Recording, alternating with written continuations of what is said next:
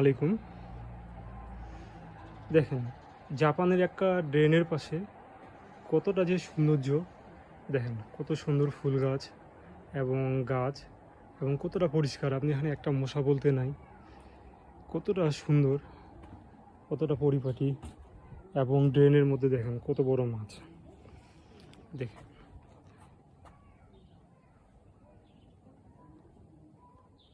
তা বোঝা যায় যে জাপানের ড্রেনের পানিটা কত পরিষ্কার এবং তারা কতটা কেয়ারফুল।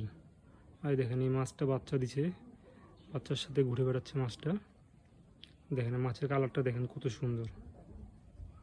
দেখেন বিশাল, প্রায় মাছটা প্রায় 8 থেকে 10 কেজি হবে। একটা না, অনেক মাছ আছে, অনেক।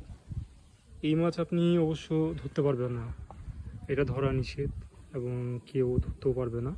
এটা হচ্ছে শো, জাস্ট জাপানিজরা এটা সৌন্দর্যর জন্য এটা আপনার মাছটা হয়তো ছাড়ছে বা ওরা তারা ব্যবহার করতেছে।